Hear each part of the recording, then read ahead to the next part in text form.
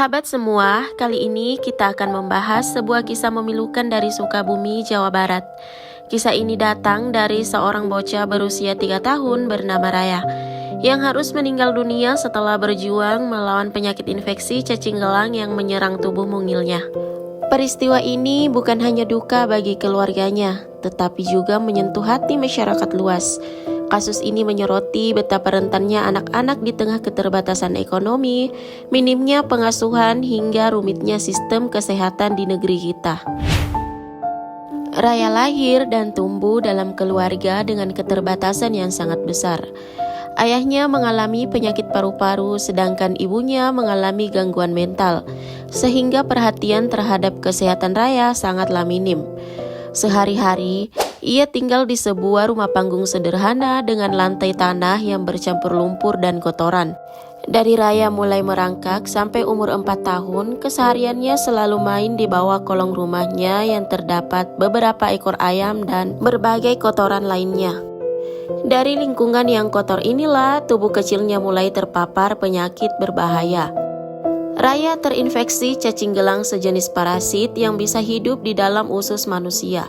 Infeksi ini sebenarnya bisa dicegah dengan pola hidup bersih, sanitasi lingkungan, dan pemberian obat cacing secara rutin. Namun sayangnya, semua itu tidak sempat dilakukan. Awalnya infeksi terlihat ringan, tapi lama-kelamaan menjadi sangat parah.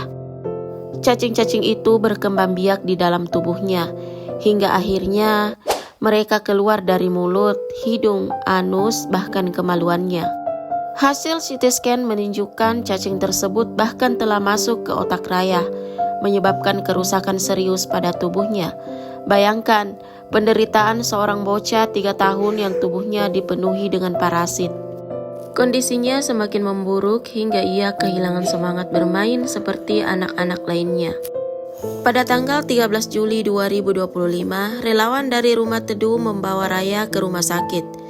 Harapannya, ia bisa segera mendapatkan penanganan medis yang tepat. Namun sayangnya, proses perawatan medis tersendat, bukan karena kurangnya tenaga medis, tetapi karena masalah administratif. Raya tidak memiliki dokumen identitas maupun jaminan kesehatan. Rumah sakit memberikan waktu 3 hari kepada keluarga dan relawan untuk melengkapi persyaratan administrasi tersebut.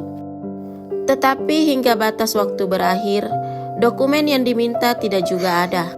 Akibatnya, biaya perawatan Raya sepenuhnya dibebankan secara mandiri. Sesuatu yang jelas tidak mungkin dipenuhi oleh keluarganya yang hidup dalam keterbatasan. Tragisnya, nyawa seorang anak kecil harus melayang di tengah kerumitan birokrasi dan keterbatasan ekonomi. Upaya medis memang dilakukan. Tim dokter sempat berhasil mengeluarkan sekitar 1 kilogram cacing dari tubuh Raya. Namun jumlah itu ternyata baru sebagian kecil saja.